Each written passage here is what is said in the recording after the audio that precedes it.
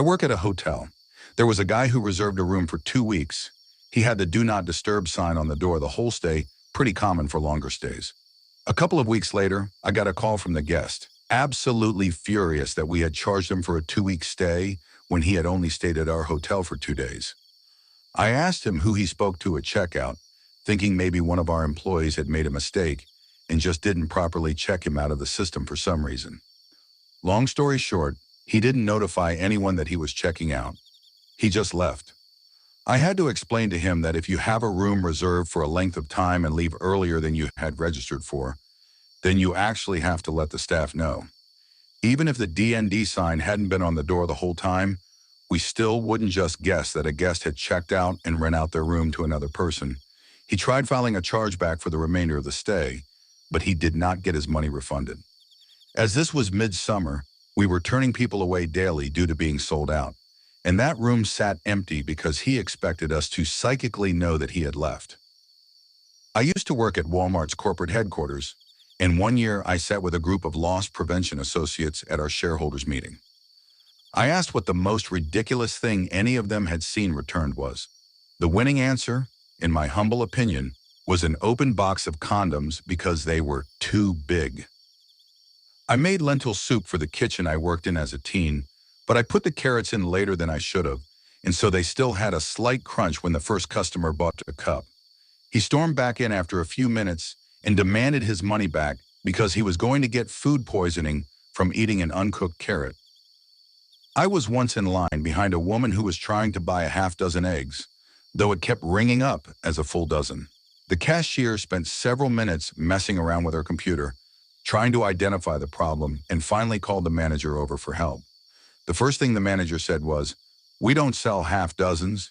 Did you cut an egg carton in half?" The lady responded, "Yeah, I only needed 6. The manager's face made me really glad I don't work in retail. I worked at a college textbook store, and there was this really old man who came in, like really old, 90 years old. He walked in with a really slow shuffle. He went around just putting all sorts of little things in his basket pens, erasers, notebooks, then just shuffled right out the door. The first time it happened, we were all like, WTF? Did that old man just rob us? The second time he came in, he did the exact same thing, and one of the cashiers tried to stop him. He said to her in this raspy old man voice, "Look at you standing there with your teeth in your head. Forget about it," and then shuffled out. Sadly, he never came back. Lady yelling at her kid for picking up a magic 8-ball off an end cap display because it was sorcery and a tool of the devil. I wish I was joking. I wish I could say with confidence that she was joking. I cannot. We had a customer we called Huffy because she would come in, huff the aerosol dust remover that people use to clean their keyboards, get high, and then pass out in the bathroom for a few hours. I should also tell you that at the end of our parking lot was a small grassy median, and on the other side of the median was a Burger King. Remember that?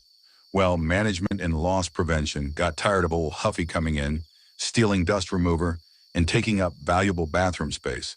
So the next time she came in, a manager and a loss prevention associate were on her like flies on shit. Somehow that welly old Huffy was able to get away with huffing a few cans of dust remover before the 2 associates moved in. Once Huffy saw 2 employees walking toward her, she took off with Walmart's best giving chase. I'm not sure why they chased her, honestly. It was probably a slow day for them. The electronics worker who saw this all go down got on his walkie and radioed us up at the front. "Shit's going down and it's moving toward you." I didn't have anybody at the desk, so I moved out on the floor just in time to see Huffy and the 2 associates streak through the doors like bats out of hell. I ran to the door because I was not one to miss a shit show. I saw Huffy get in her car and make a break out of the parking lot, clipping 2 cars as she made her escape, leaving 2 winded Walmart workers watching her drive off into the sunset. Now, believe it or not, someone who has just huffed 2 cans of dust remover isn't the best driver. I watched the car start to swerve halfway down the parking lot, then straighten out as Huffy gunned it. She jumped the median and slammed her car through the back wall of the Burger King, coming to a stop in the vicinity of the kitchen. Hands down, one of the better attempts to escape the long arm of the Walmart law I've seen. When I worked for AOL Tech Support, I told this lady on the phone to close all the windows. A minute later, she came back onto the phone and said, "All the windows in my house are closed now. What next?" I had to mute the goddamn phone and laughed hysterically for a solid minute. There were two homeless people fighting in the parking lot.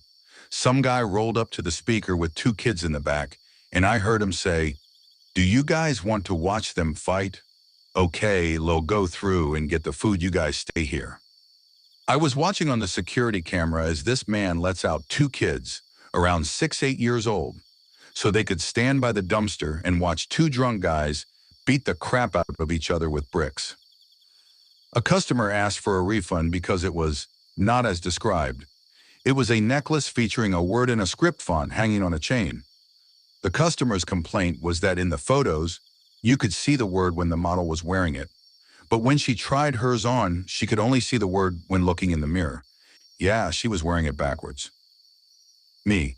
Thank you for calling my company. How can I help you? CX. I've got a problem with my Microsoft. Me. What kind of problem are you experiencing? Is it with Microsoft Windows, Microsoft Office, your Microsoft account? CX. It's a problem with my Microsoft. Me. Rubbing temples. Let me rephrase the question. How is your computer misbehaving? CX. My Microsoft isn't working. Why aren't you listening to me? It's somewhat amusing. We have a local store called Bargain Bin that buys lots of returned items and such from other stores. I bought something the other day from there that still had the little return slip taped to it. One of those hard plastic packages that you practically injure yourself trying to open. It had cut marks, stab marks, and the plastic was melted in a spot, but it was still unopened. Reason for return? Customer did not like the way it was packaged. It just struck me as funny. Someone once effectively told me they were allergic to air. I used to work in an optician's where we'd carry out pressure tests, a few puffs of air onto the surface of your eye, where quite literally, the machine just blows air onto your eye. Yup, air. The customer was adamant that she was allergic to it, couldn't have it done, and in fact accused me of not knowing what I was talking about. When I worked as a cashier, someone gave me a fake $100 that was so badly made the ink smeared when I scratched the corner. I had to walk away from my register and notify the floor manager.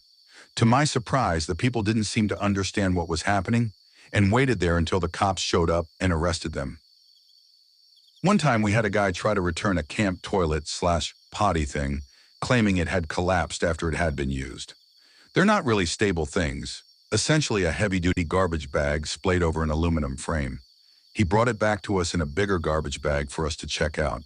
Still full judging from the smell. We didn't know what to do. No one was going to be checking inside that bag, so the manager at the time refunded him just to get him out of there, on the condition that he dispose of the bag himself. He kept trying to put the bag up on the counter and open it up so we could see. I used to work at KFC, and this guy wanted to go through the drive-thru. He was in a large van with an extension on the roof. For some context, I was outside of the drive-thru window, not sheltered from the elements, and I told him his van wouldn't fit, but he wasn't having any of it. From the CCTV, I could see that he wasn't going to fit. I told him his van was about 3 inches too tall and suggested he just park and come inside to order. This guy got out of his van and proceeded to let air out of his tires until they were basically flat. My manager, one of the cooks, and I watched this guy over the space of about 10 minutes as he emptied all the air from his tires in complete disbelief. He then tried to drive, but he couldn't control his van and was damaging his tires. He ended up blocking the drive-thru for about an hour because he couldn't go anywhere. My manager was so mad that he had to help the guy push his van out of the drive-thru. They waited for the AA for about an hour as well because the guy didn't have a pump or anything.